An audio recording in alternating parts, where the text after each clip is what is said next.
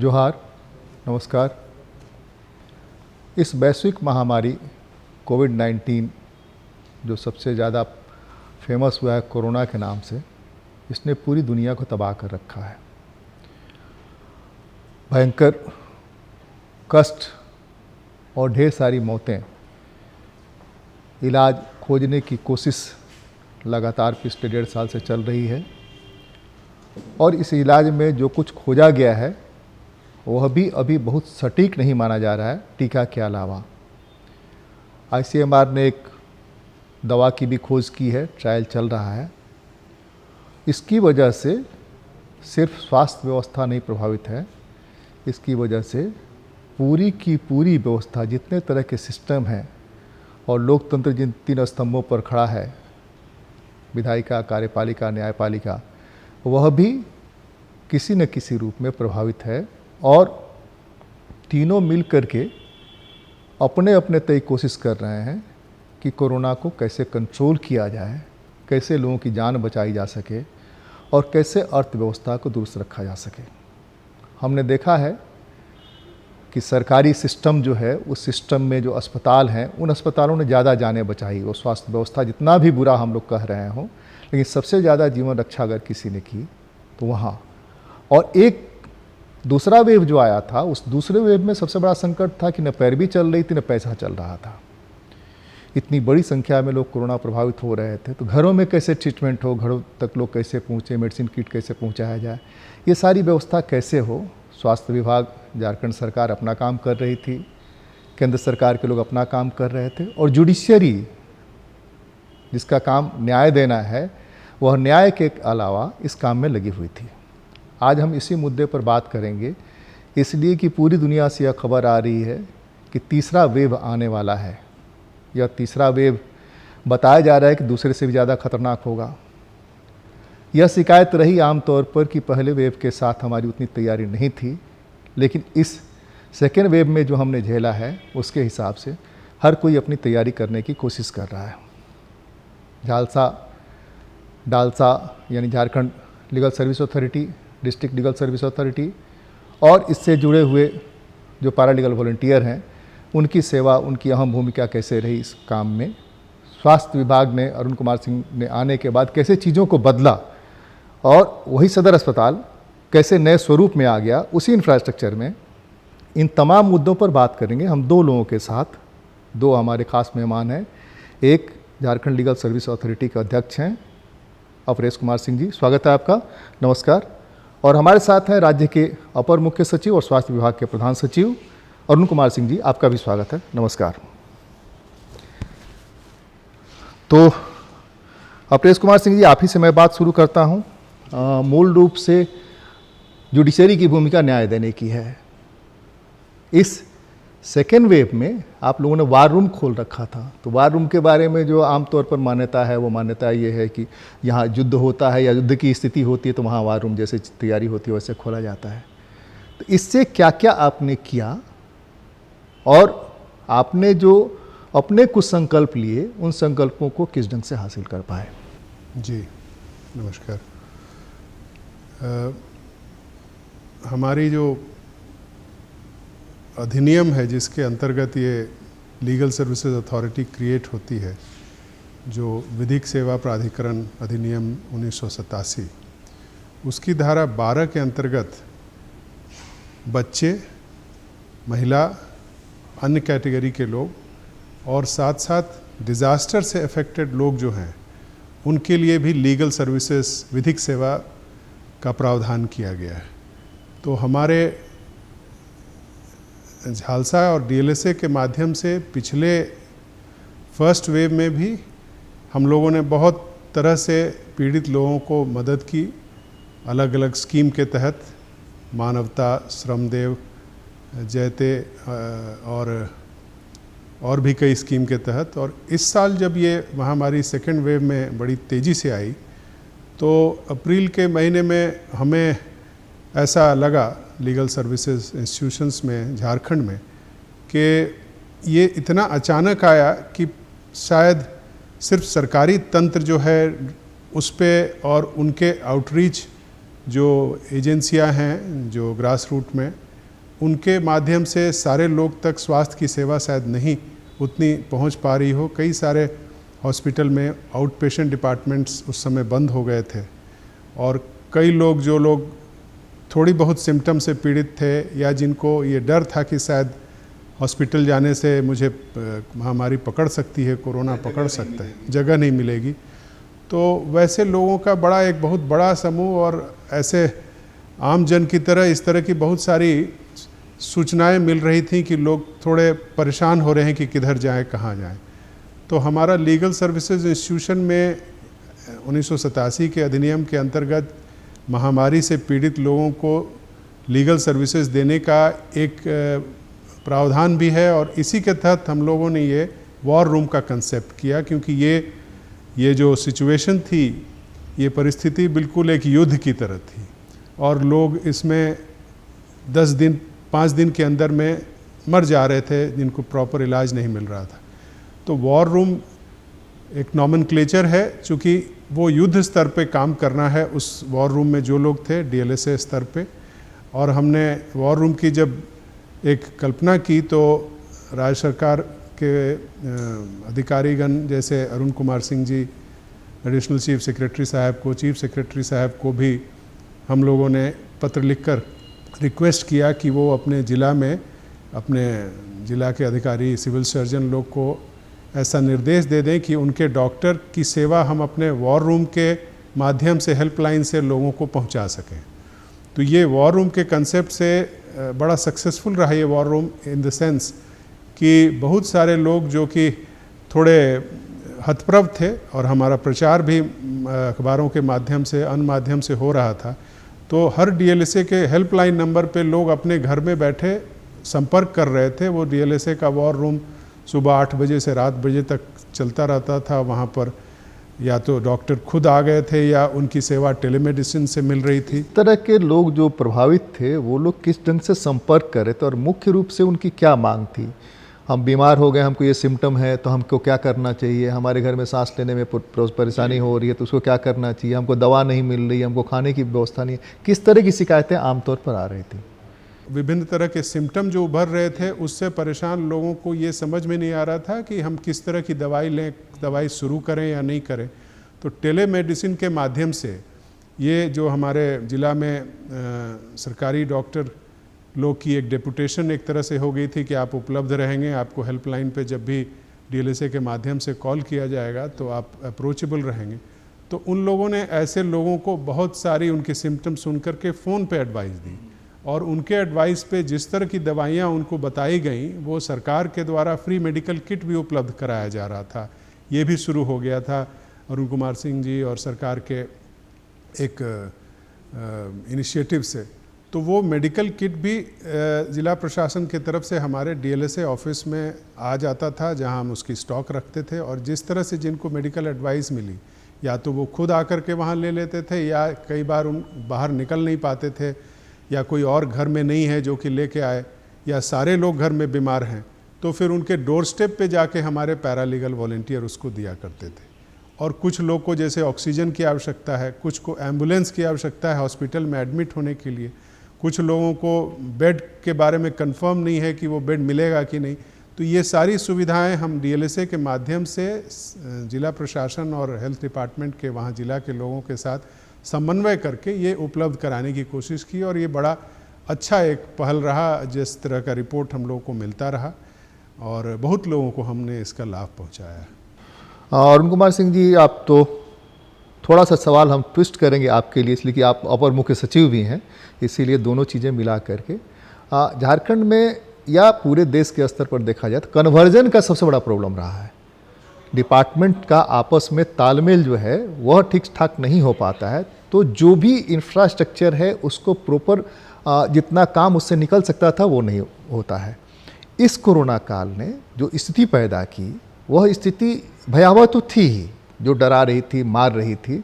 इसमें कन्वर्जन कैसे बनाया आपने जुडिशरी के साथ, विधायिका के साथ, ये क्या नाम है, हॉस्पिटल में जो पैरामेडिकल नहीं है, नर्सेज नहीं है, उन तमाम लोगों को कैसे जोड़ा जाए? तुरंत जादू तो हो नहीं सकता, तो कैसे चीज़ें आपने ठीक करने की कोशिश की? उसके बाद दूसरे सवाल पर आते हैं। देखिए, इसमें सबसे पहले तो हमने अपनी टीम को सुदृढ़ किया। सरकार से हमने कुछ पदाधिकारियों की सेवाएं मांगी जिन्हें हमें दिया गया हमारे डिस्पोजल पे, और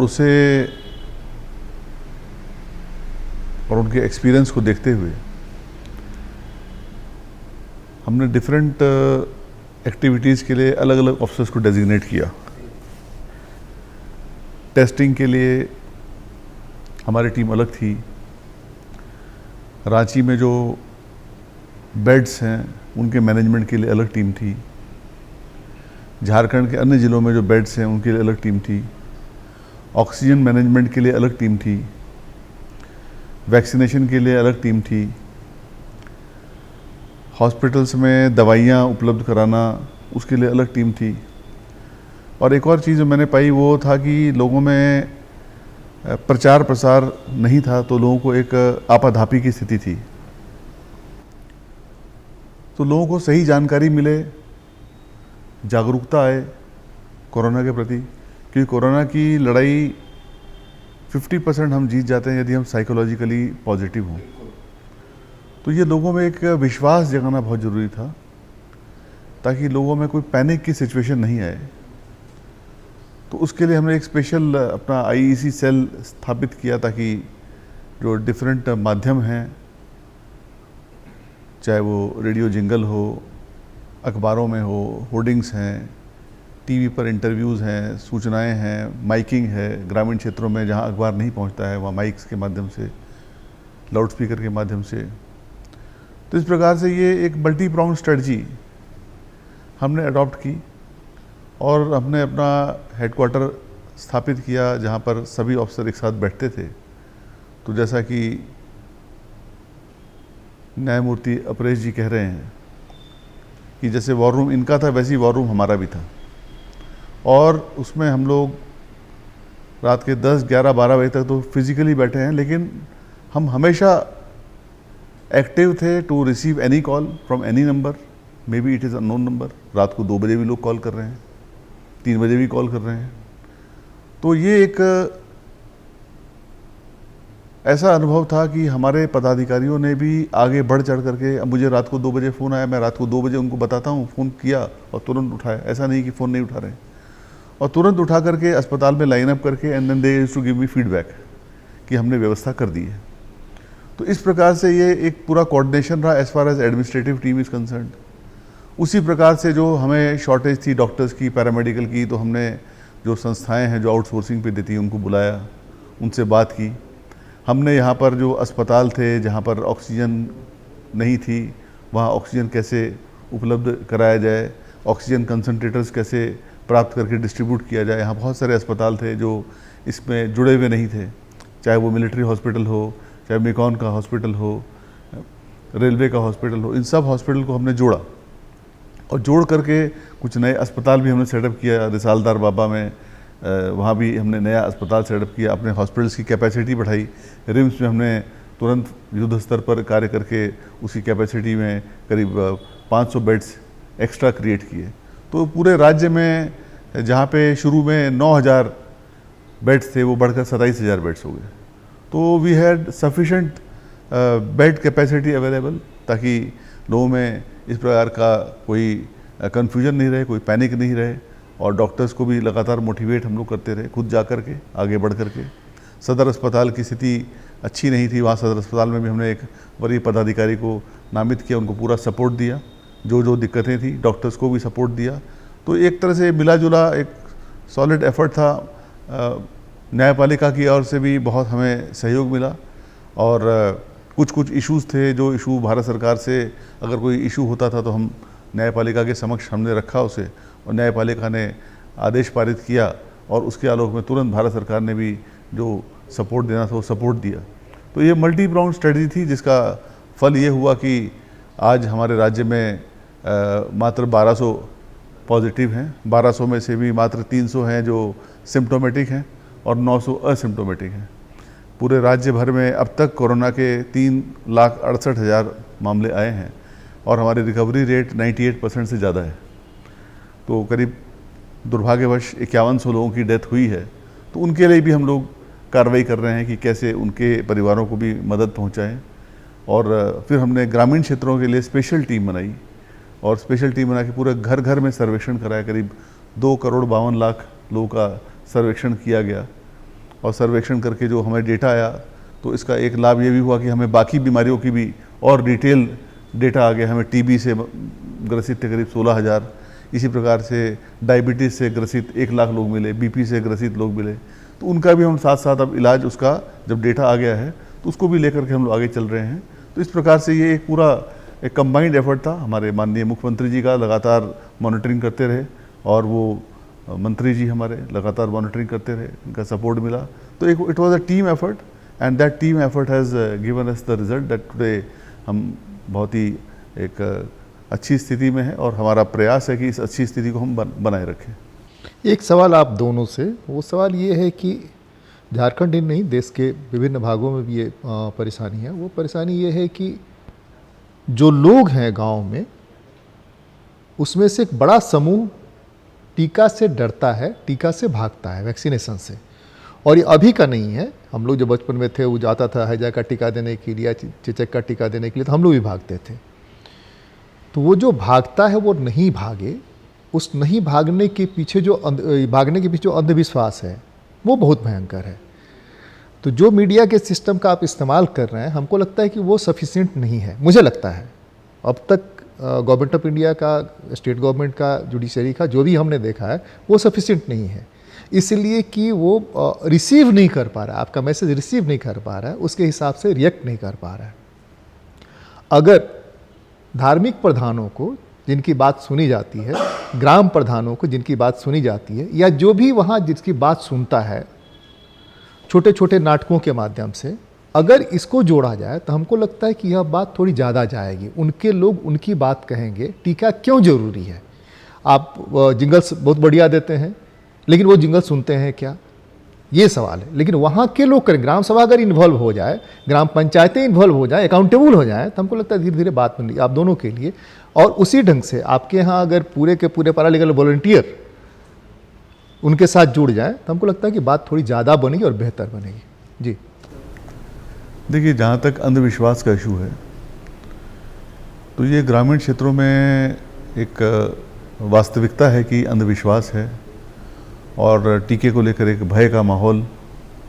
तो इस दिशा में जैसे आपने कहा कि धर्म गुरुओं को इन्वॉल्व करना, जो हमारे पारंपरिक प्रधान हैं, मुंडा हैं, मुखिया हैं, मानकी हैं, इन सबको इन्वॉल्व करना, तो इस पर लगातार हम लोग एफर्ट कर रहे हैं। और जो आप जिंगल्स की बात करें, इनको माइकिंग भी करा रहे हैं, माइक के माध्यम से भी वहाँ की लोकल भाषाओं में भी प्रचार करके हमारे टीम्स जा रही हैं, पदाधिकारी जा रहे हैं। और उसका परिणाम ये है कि आज हमारे को टीके की कमी हो गई है। कल ही मैंने चिट्ठी लिखी है भारत सरकार को, कल ही हमने अपने पदाधिकारियों के साथ वीसी की। कल हमने 1.5 लाख वैक्सीनेशन, जहाँ पे 1 लाख कर रहे थे, कल हमने 1.5 लाख वैक्सीनेशन किया और हमारा लक्ष्य है इसको 2.5 लाख प्रतिदिन कर दें। लेकिन उतनी हमारे पास वैक्सीन होनी चाहिए, क्योंकि एक बार मोमेंटम बनता है तो मोमेंटम बनने के बाद वैक्सीन पे मैं आ रहा हूँ। वैक्सीन वाला अभी सवाल रहने दिया जाए, ये वाला थोड़ा सा अपरेश कुमार सिंह जी से मैं बात कर लेता हूँ। PLVs जो हैं वो ग्राम प्रधानों से, जो भी वहाँ पर ये क्या कहेंगे उसको, कि जिनकी बात सुनी जाती है, इस तरह के लोगों के साथ इन्वॉल्व होकर के आपके प्रचार गाड़ी बहुत दिन से निकल रही है, प्रचार कर रही है, तो वो अगर इस मामले में जो वार रूम है उसके तरफ से थोड़ा सा फंक्शन करे तो आपको लगता है कि वॉर रूम तो एक, जब ये सेकेंड वेव का बहुत जोर पकड़ा हुआ था उस पीरियड के लिए सोच के किया गया था। और अब चूँकि लोगों की संख्या बहुत कम हो गई है तो वॉर रूम को अभी हम लोगों ने सस्पेंड कर दिया है।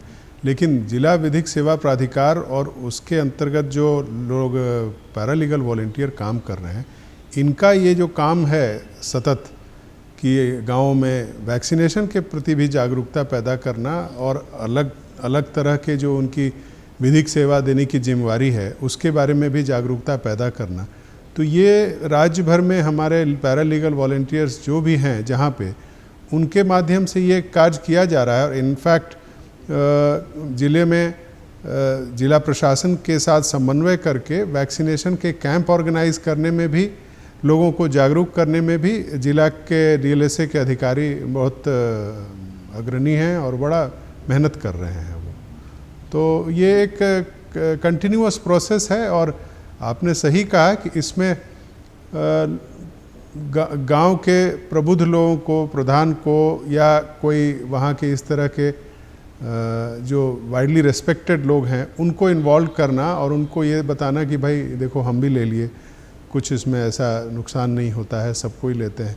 तो इस तरह का प्रचार हो रहा है और अभी तो बहुत काम करना बाकी है, प्रचार होता रहेगा और आगे आने वाले समय में चूँकि थर्ड वेव, फोर्थ वेव की भी आशंका है तो वैक्सीनेशन तो एक उपाय, एक ही उपाय है कि वैक्सीनेटेड हो जाएं लोग। वही आपके यहाँ थर्ड वेव के लिए आ रहे हैं। थर्ड वेव के लिए भी जो अंधविश्वास है जिसमें कि लोगों को यह बताना है कि बगैर इसके जान नहीं बचनी है, तो जिस ओझा गुनी की भी बात सुनते हैं वो डाइन वाले मामले में, क्वैक की बात सुनते हैं, तो इन सबको अगर कन्वर्जन किया जाए, तीसरे वेव में के बारे में जो डेल्टा प्लस के बारे में कहा जा रहा है वो तो मैंने बीमार हुए बगैर आदमी बीमार पड़ जाता है सिर्फ सुन करके। जो प्रचार प्रसार आ रहे हैं, जो खबरें आ रही हैं, उसमें एकमात्र उपाय अभी वही है वैक्सीनेशन। तो वैक्सीनेट करने के लिए आपने कहा कि आपने जो मुहिम चलाई उसमें 1 लाख से 1.5 लाख पहुंच गया, वो संख्या बढ़ रही है, तो उसके लिए तैयारी बच्चों के लिए सबसे ज़्यादा खतरनाक है। ये संख्या बड़ी है जो आपने कहा जी। जो धार्मिक गुरु हैं, जो मानकी हैं, मुंडा हैं, प्रधान हैं, मुखिया हैं, सरपंच हैं, इन सबको इन्वॉल्व करके, जो ग्रामीण क्षेत्र के जो नेता हैं उन सबको इन्वॉल्व करके ही आज हम इस पोजीशन में हैं कि अब हमारे ज़िले के उपायुक्त बोल रहे हैं कि हमको और वैक्सीन चाहिए और मैं उनको वैक्सीन नहीं दे पा रहा हूँ क्योंकि मेरे पास शॉर्टेज हो गई है। तो ये एक मुहिम जो हमने चलाई, उस मुहिम के सकारात्मक परिणाम जी आने लगे हैं और अब हमारा वैक्सीनेशन की स्पीड भी काफ़ी तेज़ हुई है। राज्य की जो लगभग 32% आबादी जो 45 साल से अधिक है उसका वैक्सीनेशन हुआ है। हालांकि देश भर की तुलना में भी ये 7-8% कम है, लेकिन एक समय ये करीब 15% कम था। तो वी आर इन पोजीशन कि हम उसको उस गैप को पाट रहे हैं और जल्दी हम उससे आगे निकलेंगे, ये हमारा विश्वास है। नहीं, इस गैप को पाट लेंगे। थर्ड वेव भी जो आ रहा है, थर्ड वेव की क्या तैयारी कुल मिलाकर? थर्ड वेव देखिए, थर्ड वेव की आशंका, मल्टी प्रॉन्ग स्ट्रेटजी हमने अडॉप्ट की है। एक तो अपने आप को तैयार करना, इंफ्रास्ट्रक्चर को तैयार करना। थर्ड वेव में एक आशंका व्यक्त की जा रही है कि जो हमारे बच्चे हैं 18 साल तक की उम्र के, जिनको जो वैक्सीनेशन के अभी दायरे में नहीं आते हैं, उनको भी प्रभावित करेगी और उस दायरे के बाहर भी जो लोग हैं उनको भी प्रभावित करेगी। तो हर एक के लिए डिफरेंट स्ट्रेटजी है।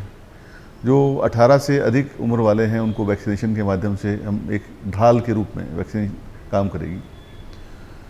इसके अलावा जो 18 साल तक के बच्चे हैं उसके लिए जो हमारा इंफ्रास्ट्रक्चर की, स्पेशल इंफ्रास्ट्रक्चर की आवश्यकता है, Piku, paediatric ICU, SNCU, HDU, तो ये सब स्थापित किए जा रहे हैं। उपकरणों की आवश्यकता हो, क्योंकि बच्चों के उपकरण थोड़े, मास भी छोटा होता है, ऑक्सीजन कंसनट्रेटर भी कम कैपेसिटी का चाहिए, ज़्यादा ऑक्सीजन मिलना भी खतरा हो सकता है। तो इस सब व्यवस्थाओं में लगे हैं। कैसे डॉक्टर्स को, क्योंकि पीडियाट्रिशियन की यहाँ बहुत कमी थी, राज्य भर में हमारे 124 पीडियाट्रिशियन हैं। तो जो अन्य डॉक्टर हैं, जो शिशु रोग विशेषज्ञ नहीं हैं, उन्हें हम प्रशिक्षित कर रहे हैं हमारे रिम्स में, और एक यहाँ रानी चिल्ड्रन हॉस्पिटल है, वहाँ स्पेशल हमने ट्रेनिंग की व्यवस्था की है। इसके अलावा TMH जमशेदपुर में भी ट्रेनिंग की व्यवस्था की है। पैरामेडिकल स्टाफ, इसकी भी हमने मॉपिंग अप शुरू कर दी है कि कैसे इसको, जो रिसोर्स को गैप जो था उसको भरा जाए। इक्विपमेंट भी हमने, काफ़ी इक्विपमेंट हमको डोनेशन से प्राप्त हुआ, भारत सरकार से प्राप्त हुआ, हमने खुद क्रय किया। तो इक्विपमेंट भी हमने राज्य भर में PHC लेवल तक इक्विपमेंट पहुंचाया है। तो ये व्यवस्था है। लेकिन थर्ड वेव नहीं आए, इसके लिए बहुत ज़रूरी है कि हम थर्ड वेव का जो वेरिएंट है, जो डेल्टा प्लस वेरिएंट है या और नए वेरिएंट आते हैं, उन वेरिएंट्स को झारखंड में एंटर नहीं होने दें। उसके लिए भी स्पेशल कैंपेन हमने आरंभ कर दिया है कि एक एक व्यक्ति जो झारखंड में एंटर करेगा उसका टेस्ट हम कराएंगे और ज़रा सा भी उसको पॉजिटिव का आभास होगा, उसको हम टोटल आइसोलेशन में ले जाएंगे ताकि ये नहीं फैले। तो जब प्रिवेंटिव हम स्टेप्स अगर सीरियसली करेंगे तो ये निश्चित रूप से हम इसको रोक पाएंगे। जितने भी स्टेशंस हैं उस पर 24/7 हमने टीम्स तैनात कर दी हैं। कल हमने खुद जाकर के रेलवे स्टेशन पर जायजा लिया और टीम्स की संख्या बढ़ा दी, जहाँ 25 टीम थी वहाँ 100 टीम कर दी है। तो हर रेलवे स्टेशन पे, एयरपोर्ट पर जितने एंट्री पॉइंट्स हैं वहाँ भी चेक नाका लगा के रैट टेस्टिंग है, RT-PCR टेस्टिंग है। जिसका भी पॉजिटिव आता है रैट के माध्यम से उसको RT-PCR भी कराएंगे। 2 नई लैब भी हम लोग जल्दी विदिन 1 हफ्ते में हम उसका शुभारंभ करने जा रहे हैं। कोबास एक स्पेशल मशीन है, उसको हमने करके कोबास लैब्स स्थापित की है दुमका में और रिम्स में। तो ये लैब्स भी कर रहे हैं। एक और जो इशू आ रहा है वो जीनोम सीक्वेंसिंग का है। तो जीनोम सीक्वेंसिंग के लिए हम भारत सरकार से लगातार रिक्वेस्ट करते रहे कि हमको जीनोम सीक्वेंसिंग मशीन, ताकि इसका जेनेटिक स्ट्रक्चर वायरस का मिल सके, लेकिन अभी तक नहीं हो पाया। तो कल हमने निर्णय लिया कि हम खुद अपने से, क्योंकि बहुत एक्सपेंसिव नहीं है लेकिन हम भारत सरकार पर निर्भर हो रहे थे, तो हम लोग अपनी मशीन खुद लगाएंगे यहाँ पे। अब तक हमारे जो सैंपल्स थे वो भुवनेश्वर जा रहे थे और वहाँ से काफ़ी डिले हो रहा था उसकी रिपोर्ट आने में। तो जब डिले हो जाता है तो तब तक हमें पता चलता नहीं कि किस प्रकार का वेरिएंट है। तो ये जब तक पता चलेगा तब तक वो और फैल चुका होगा।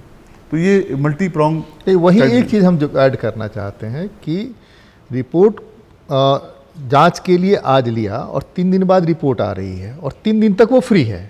तो ये 3 दिन तक जो फ्री है, अगर वो पॉजिटिव है तो फैला ही रहा है लगातार। स्टेशन पर ही आप ले रहे हैं और तुरंत रिपोर्ट नहीं मिल रहा, एयरपोर्ट पर ले रहे हैं तुरंत रिपोर्ट नहीं मिल, या आपके पास वो इक्विपमेंट नहीं है, इंफ्रास्ट्रक्चर नहीं है उतना बड़ा, तुरंत पता चले कि कहाँ है। अगर आपको पॉजिटिव। जी, 2 तरह की टेस्टिंग की बात हो रही है जो आप उसको शायद नहीं समझ पा रहे हैं। RT-PCR में थोड़ा समय लगता है, रैट टेस्टिंग में 10 मिनट में रिपोर्ट आ जाती है। अच्छा, 10 मिनट में। कितना रैपिड एंटीजन सफल, कितना कारगर है वो? कारगर है। अच्छा। कारगर है, काफ़ी हद तक कारगर है। और जो रैट में पॉजिटिव आएगा उसको RT-PCR के माध्यम से हम क्रॉस वेरिफिकेशन करेंगे उसका। और जिसका टेस्टिंग हो रहा है या जिसमें भी जरा से भी सिम्टम है उसको कहा जाता है कि आप अपने आप को आइसोलेट कर लीजिए जब तक आपकी रिपोर्ट नहीं आए। तो जो आपने एक आशंका व्यक्त की कि यदि रिपोर्ट आने में विलम्ब होता है और इस दरमियान वे बाकी लोगों से मिल रहा है, जुल रहा है और अपने इस वायरस को फैला रहा है, तो वो हमारी जनता से ये विनम्र निवेदन है कि वे ऐसा नहीं करें। जिसको भी सिम्टम है वो कृपया अपने आप को खुद आइसोलेट कर लें, क्योंकि वो उनके परिवार के लिए, उनके समाज के लिए बहुत आवश्यक है। दूसरी जो मैं टेस्टिंग की बात कर रहा था वो था वायरस की टेस्टिंग। तो उसमें जो हम भेज रहे हैं, भुवनेश्वर भेज रहे हैं, वहाँ से हमको आने में काफ़ी समय लग जाता है, 1-1.5 महीना 2 महीना लग जाता है। तो उसको भी कोशिश कर रहे हैं कि वो मशीन हमारे पास आ जाए ताकि हम उसमें शीघ्र जो 2 महीने लगते थे वो 6 घंटे 8 घंटे में हमें पता चल जाएगा कि किस प्रकार का वायरस है। तो हम और अलर्ट होकर के उसका और प्रिवेंटिव कार्रवाई कर पाएंगे। जैसा अब एक तो ये तीसरे वेव से संबंधित आपके यहाँ भी है, तो उसके लिए आपकी सेकेंड वेव के लिए तो आपने तैयारी की, फर्स्ट वेव तो देखा है, थर्ड वेव में क्या तैयारी है? थर्ड वेव के लिए आप लोग क्या सोच रहे हैं? हमारा जो अनुभव रहा ये वॉर रूम के क्रियान्वयन से 2 महीने में, कि कोरोना में जैसा कि आप सब समझ ही रहे हैं, देख रहे हैं कि एक ऐसा स्टेज आता है जिसके बाद पेशेंट की इन्फेक्शन लंग्स में बहुत ज़्यादा बढ़ जाती है। तो यदि ये वॉर रूम के माध्यम से जैसा हम लोगों का अनुभव रहा कि टाइमली डिटेक्शन और दवाइयाँ फर्स्ट डे से, जब से वो सिम्टम पता चला, टेस्ट के रिपोर्ट आने में देर भी हो रही हो, तो वो दवाइयाँ लेने लगे लोग, तो बहुत सारे लोगों को हॉस्पिटल में जाने की आवश्यकता नहीं पड़ी। और आज ये प्रोग्राम के माध्यम से एडिशनल चीफ सेक्रेटरी साहब भी हैं, ये थर्ड वेव के बारे में भी हमारा ये अनुभव कहता है कि ये तैयारियां जो सरकार की हो रही हैं, इसके दूरदर्शन के माध्यम से लोगों को जब पता चलेगा कि भाई ये फैसिलिटी यहाँ पे हो रही है और थर्ड वेव के लिए इतनी तैयारी हो रही है, और लोग जागरूक हो जाएंगे ना, तो वो स्थिति नहीं आएगी। बच्चों में भी हो सकता है बड़े व्यापक ढंग से फैले थर्ड वेव का जैसी आशंका है, लेकिन यदि लोग शुरू से जागरूक रहेंगे तो फिर दवाइयाँ टाइम पे लेंगे, और हो सकता है कि वो 5वें-6ठे दिन जा कर के जो बिल्कुल लंग्स को अचानक इफ़ेक्ट करता था और उसके बाद कोई भी दवाइयाँ असर करना बंद कर जाती है, ऑक्सीजन पे डिपेंडेंट हो जाता है, तो ये रुक पाएगा। तो आज के कार्यक्रम में हमारा अपना तो लीगल सर्विसेज का जो मुहिम चल रहा है तरह तरह से, बाकी कार्यों में जैसे ऑनलाइन मेडिएशन हो गया और हमारे लोक अदालत भी ऑनलाइन चल रहे हैं, कोर्ट भी ऑनलाइन चल रहे हैं। थर्ड वेव और ये पैंडेमिक को लेकर के ये दो बातें मेरे दिमाग में है कि लोगों को जागरूक रहने से वो स्थिति तक पहुंच नहीं पाएंगे, और थर्ड वेव के बारे में जो सरकार की तैयारियां हैं वो आज श्री अरुण कुमार सिंह जी के माध्यम से लोगों को पहुंच जाएगी, तो फिर वो जान जाएंगे कि हाँ भाई इसके लिए कितनी तैयारी है सरकार की, कहाँ हमें जाना है, वो ब्लॉक लेवल पे हो या डिस्ट्रिक्ट लेवल पे हो या राज्य स्तर पे हो। तो ये एक नहीं, आपके यहाँ झालसा है, झालसा ने क्या तैयारी कर रखी है? जैसे ये बता रहे हैं एडिशनल चीफ सेक्रेटरी कि हमारी ये तैयारी हो गई है, आपकी क्या तैयारी? आशंका तो आपके यहाँ भी है, आपको भी लगना ही पड़ेगा। तो उस लगने में जो आपके पास एक बड़ी फोर्स है पैरालीगल वॉलंटियर की, वो अगर आपको सूचित करता रहे कि यहाँ ये डेवलपमेंट्स है तो आसान होगा उनको एक्ट करने में, ये मैसेज अगर उन तक जाता है तो। देखिए, लीगल सर्विसेज इंस्टीट्यूशन का काम हमेशा लोगों को जो उनकी सुविधाएं जो सरकार के स्कीम या हेल्थ केयर या जिस तरह की भी वेलफेयर स्कीम्स के माध्यम से मिल सकती हैं उसके फैसिलिटेट करने की है। तो सरकार की तैयारी यदि है और सरकार तैयारी कर रही है और इस तरह का फिर कोई वेव आता है, तो हमारे लीगल सर्विसेज के जो इंस्टीट्यूशन हैं जो अभी तक अच्छा काम करते आ रहे हैं वो अपने स्तर पे जितना भी हो सकता है तत्पर होकर के काम करेंगे। पैरालीगल वॉलंटियर हों, हमारे डिस्ट्रिक्ट लीगल सर्विसेज अथॉरिटी हों, क्योंकि ये पैंडेमिक जो है और ये महामारी भी एक तरह से वो हमारे विधिक सेवा अधिनियम 1987 के अंतर्गत वो एक लीगल उसके लाभुक हैं जो लोग उससे पीड़ित होते हैं। तो अब जब वो पीड़ित होकर के और किसी कारण से केस करने जाएं, उसके पहले वो पीड़ित होने से बच जाएं, ये भी एक जिम्मेवारी है, लीगल ड्यूटी है जो लीगल सर्विस इंस्टीट्यूशन के माध्यम से हम लोग पहुंचाने की प्रयास करते हैं उन लोगों को। हाँ अरुण जी, अभी जो स्थिति है उसमें बरसात आने वाली है और कमाल ये है कि इस बार गर्मी पड़ी ही नहीं। इसने अलग बरसात, जैसे साइक्लोन्स के बाद से लगातार बरसात ही बरसात चल रहा है। बहुत सारी बीमारियाँ होती हैं, इन्फ्लुएंजा से लेकर के भांति भांति की सांस रोग होते हैं। तो ये दोनों मिक्स करेंगे, कोरोना के साथ जो सिम्टम्स के बारे में बताएंगे दोनों मिक्स करेंगे। तो जो निचला लेवल है एपीसी, पीएससी, इस तरह के जगहों पर क्या तैयारी है ताकि वहाँ लोग तुरंत डिटेक्ट कर पाएँ? देखिए, तैयारी है कि उसको डिटेक्ट करना और उसको ट्रीट करना। तो ये तैयारी हमने शुरू कर दी है, काफ़ी हद तक ये फील्ड लेवल तक पहुंच भी गई है। तो बाकी जैसे मैंने बताया कि सर्वेक्षण जो हमने ग्रामीण क्षेत्र का किया उससे हमें बहुत सारे डेटा मिला है, बहुत सी इन्फॉर्मेशन मिली है। गांव-गांव में, घर-घर में कौन व्यक्ति में किस प्रकार की बीमारी है। वो तो आपने कराया, अभी बरसात की वजह से फैलने वाला है। बरसात की वजह से जो फैलेगा उसके लिए भी हमने व्यवस्था कर रहे हैं, और व्यवस्था काफ़ी हद तक ये हम हर दूसरे घर को एक स्वास्थ्य किट भी देने जा रहे हैं। उस स्वास्थ्य किट में उसमें ORS का घोल है, उसमें कुछ मल्टीविटामिन की दवाइयाँ हैं ताकि इम्यूनिटी भी उनकी सुदृढ़ रहे, और प्लस हमारे जो डॉक्टर्स हैं, पैरामेडिकल हैं, वो क्षेत्र में रहेंगे। तो इस प्रकार से व्यवस्था हम कर रहे हैं ताकि जो बरसात के समय मलेरिया की, डेंगू की, कालाजार की, इस प्रकार की, ये बुखार सब में होता है, इसीलिए हम कह रहे हैं इसमें पहला सिम्टम बुखार ही है, तो वो कोरोना नहीं है जी। हाँ, मलेरिया है, फलेरिया है जी। हमने रैट का जो टेस्टिंग का जो है उसमें हमने एक बार फिर से सबको प्रशिक्षित किया है। हमारे जितने सहिया हैं, आंगनबाड़ी सेविका हैं, उसको एक सघन प्रशिक्षण हम दिलवा रहे हैं, और अब की बारी हम उनका टेस्ट भी ले रहे हैं कि प्रशिक्षण में ये सीखा कि नहीं सीखा। तो ये पूरे राज्य भर में करीब समझिए 40,000 ऐसे सहियाएँ हैं, उनको हम प्रशिक्षित कर रहे हैं। तो ये एक है। दूसरा एक इम्पॉर्टेंट जो थर्ड वेव को लेकर है, उसमें जनता से हमारा ये गुजारिश है कि जो कोविड अप्रोप्रिएट बिहेवियर है, मास्क लगाना, सोशल डिस्टेंसिंग करना और हाथ धोना, इसको न छोड़ें, क्योंकि ये एक बहुत बड़ा हथियार है जो हर व्यक्ति के पास है। उसमें किसी की तरफ उसको मुंह ताकने की आवश्यकता नहीं है। तो इसमें हम एक और नया कंसेप्ट ला रहे हैं, वो है कम्युनिटी पुलिसिंग का, कि हमारे जो युवा वर्ग है, हमारे जो नेहरू युवा केंद्र के लोग हैं, हमारे जो NCC के बच्चे हैं, NSS के लड़के हैं, NSS के लोग हैं, उन सबको इन्वॉल्व करके उनको एक आइडेंटिफिकेशन के रूप में उनको टी-शर्ट या टोपी पहना करके, ताकि वो एक कोरोना प्रहरी के रूप में कार्य करें, और गली गली मोहल्ले मोहल्ले में वो सुनिश्चित करें कि हर व्यक्ति कोविड अप्रोप्रिएट बिहेवियर अगर अडॉप्ट करता है तो ये वायरस फैल ही नहीं पाएगा। अगर आता भी है, कोशिश तो है कि आए नहीं, और आए तो फैले नहीं, और फैले तो उसका ट्रीटमेंट करें। तो ये इस प्रकार से डिफरेंट जो उसकी जो एक स्ट्रेटजी है वो हमने तैयार की, लेकिन इसमें जनता से बहुत सहयोग की अपेक्षा है। जनता हमारी ने बहुत सहयोग किया सेकेंड वेव के दौरान। अब इसीलिए लॉकडाउन को भी लगातार हम लोग कंटिन्यू कर रहे हैं ताकि लोग भूले नहीं। सेकेंड वेव आई थी, लोग भूल गए थे कि कोरोना भी है, और जो लोगों में एक लापरवाही बरतना या बहुत ही ध्यान नहीं देना, तो उसकी वजह से ये काफ़ी तेज़ी से फैल गया, और वेरिएंट भी ऐसा था जो बहुत तेज़ी से स्प्रेड करता था, तो उसकी आशंका से इनकार नहीं किया जा सकता है।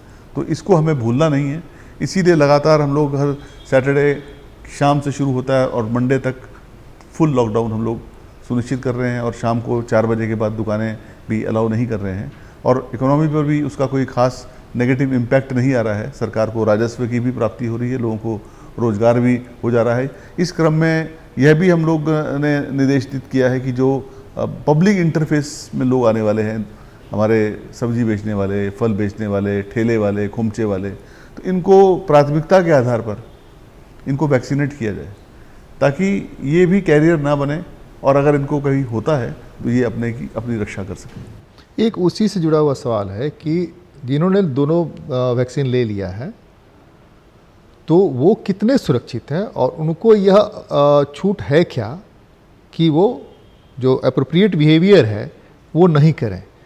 उसी के साथ जुड़ा हुआ तीसरा है, चूँकि आप हेल्थ डिपार्टमेंट के प्रधान सचिव हैं, कि जो बिहेवियर है उस बिहेवियर को बदलने के लिए एंटीबॉडीज टेस्ट कितना प्रभावी है, कि एंटीबॉडीज अगर हमारे में डेवलप कर गया है तो हम थोड़ा सा निर्लिप्त रह सकते हैं और ज़रूरत नहीं है।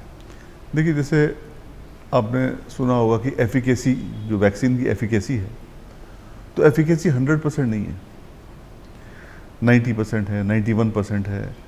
परिस्थितियों पर डिपेंड करती है। आपकी कोमॉर्बिडिटी, आप किसी और बीमारी से ग्रसित हैं, डायबिटीज़ से ग्रसित हैं, बीपी से ग्रसित हैं, हार्ट की बीमारी है, तो आपकी इम्यूनिटी कमज़ोर हो जाती है। तो जब इम्यूनिटी कमज़ोर हो जाती है तो आप थोड़ा ससेप्टेबल हो जाते हैं इस प्रकार की बीमारी को आकर्षित करने में या उससे मुकाबला करने में। तो ये एक बहुत ही क्रिटिकल चीज़ है कि हमें ध्यान रखना है। और वैक्सीन का जहाँ तक सवाल है कि वैक्सीन होने से 90-95% तक व्यक्ति सुरक्षित है, लेकिन उसको फिर भी यह नहीं समझना है कि मैं बिल्कुल अब कोरोना मुक्त हो गया, मेरे पे कोरोना जो है नुकसान नहीं पहुंचा सकता है। हमारी एंटीबॉडीज़ क्रिएट होती हैं, लेकिन हो सकता है कि आपकी इम्यूनिटी शुरू में इतनी स्ट्रांग नहीं रही हो जो आप उस लेवल तक पहुंच सके। इसलिए कोविड अप्रोप्रिएट बिहेवियर को मस्ट नहीं त्यागना है, किसी हालत में नहीं त्यागना। हाँ, एक तो अभी इन्होंने कहा कि नहीं त्यागना है, इसमें लीगल सर्विस अथॉरिटी क्या भूमिका निभाएगी इन चीज़ों को लोगों तक ले जाने में। इसलिए कि आपका नीचे के लेवल, जैसे क्या वो सहिया है, सहिया एक सबसे बड़ा कारगर हथियार है, सहिया ने गजब की भूमिका निभाई है, ये हम लोगों ने फील किया है। तो आप कैसे इन सब चीज़ों में वो करेंगे? इसको थोड़े और ब्रॉड व्यापक तरीके से मैं आपको इसका जवाब देना चाहता हूँ कि कोरोना से जो एक परिस्थिति पैदा ली है, इसमें हर सेक्शन ऑफ द सोसाइटी को और हर इंस्टीट्यूशन को अपना काम बिल्कुल ठप कर देने से नहीं चलेगा। तो हमारे यहाँ जुडिशरी में केस की सुनवाई तो मेन काम है। हमारे लीगल सर्विसेज में बहुत सारी कार्रवाई जो है, जैसे लोक अदालत होती है, जैसे परमानेंट लोक अदालत है, मीडिएशन की कार्रवाई होती है।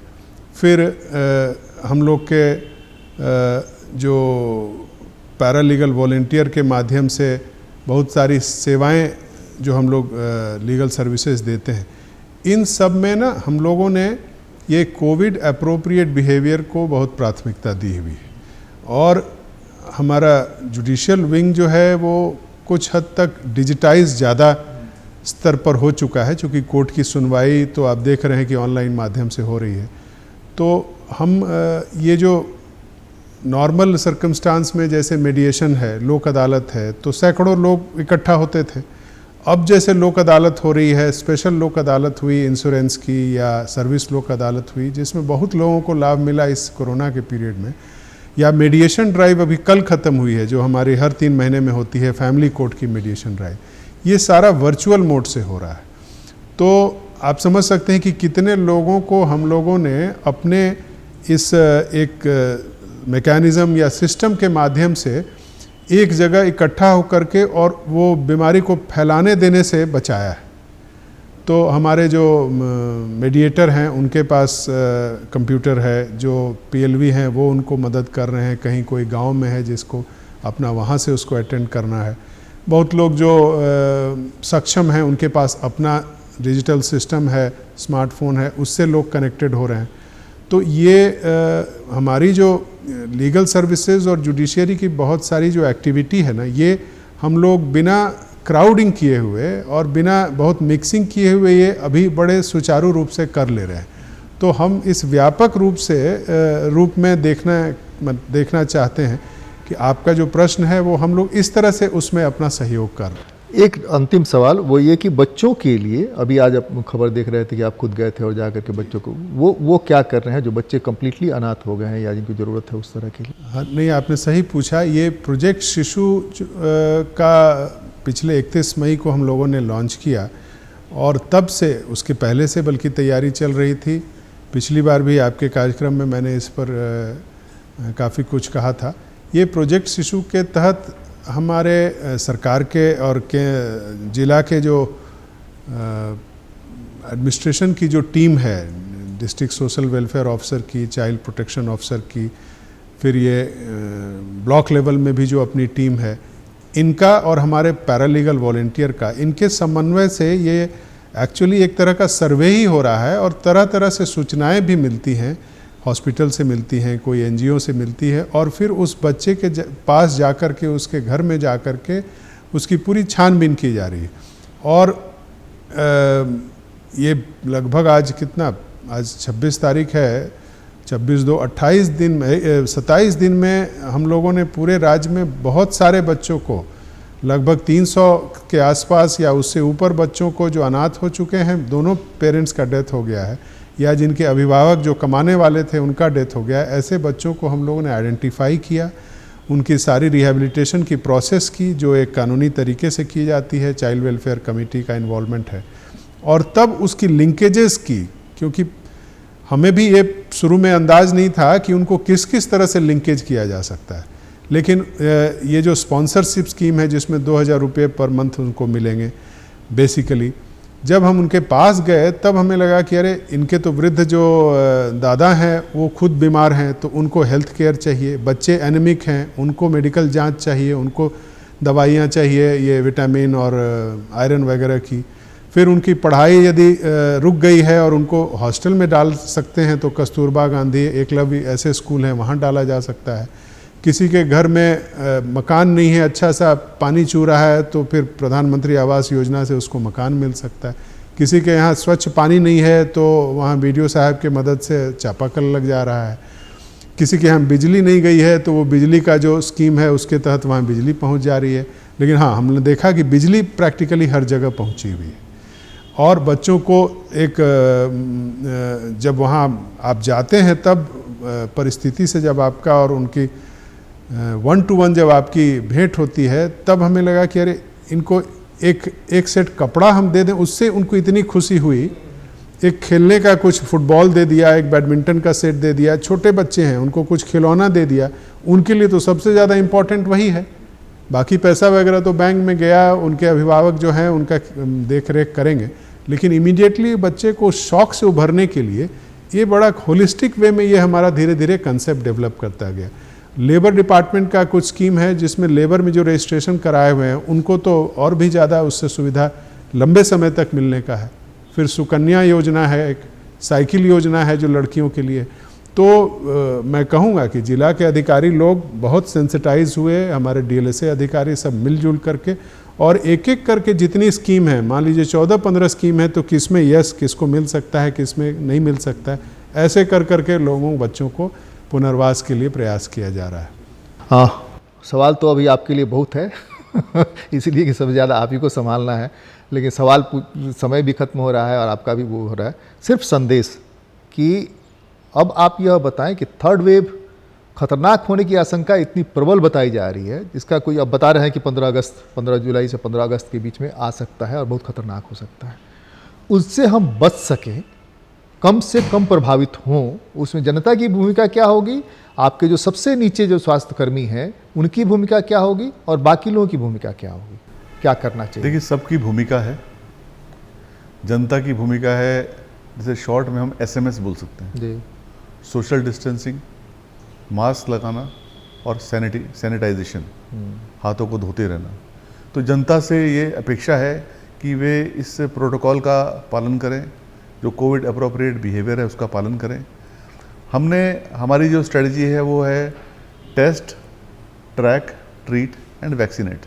तो ये TTTV जो हमारी पॉलिसी है, हमारी स्ट्रेटजी है, इसमें लोअर लेवल तक जो अल्टीमेट जो जनता से इंटरफेस जिस व्यक्ति का होता है, चाहे वो वैक्सीनेटर हो, चाहे वो टेस्टिंग में हमारी सैया हो या हमारे टेस्टिंग टीम के जो सदस्य हों, उन सब से अपेक्षा है कि वे पूरे मनोयोग के साथ, पूरे डिसिप्लिन के साथ, पूरी निष्ठा के साथ, पूरी कमिटमेंट के साथ इस कार्य को करें। ये एक आपातकालीन स्थिति है, एक युद्ध की स्थिति है, और इस युद्ध में यदि हम लोग तत्पर रहेंगे, कर्तव्यनिष्ठ रहेंगे, लगातार अपने मोर्चे पर डटे रहेंगे, तो निश्चित रूप से इस थर्ड वेव को हम आने ही नहीं देंगे। और जब थर्ड वेव नहीं आएगी तो उसका रेमिफिकेशन, उसका कोई नेगेटिव इम्प्लीकेशन नहीं होगा।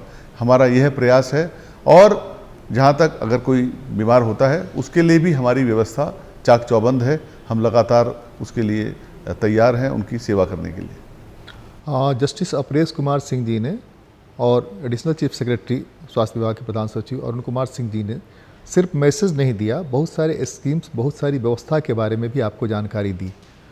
अगर आप बीमारी से बचाना दोनों अपने परिवार को चाहते हैं तो यह सबसे ज़्यादा ज़रूरी है कि आप कोरोना से बचने के जो उपाय बताए जा रहे हैं, मास्क पहनना, दूरी बना, देह से देह के बीच की दूरी बना के रखना और हाथों को धोते रहना, चेहरे को साफ करते रहना, यह तो अपनाइए ही। लेकिन जैसे ही कोई शिकायत होती है, किसी तरह का कंप्लेन आपको आता है, तो उस कंप्लेन में तुरंत क्वैक से नहीं, आसपास में जो डॉक्टर है, प्राथमिक चिकित्सा केंद्र है, उनसे मिलिए और उनसे पूछ करके ही इलाज करिए, अपने से इलाज नहीं करिए।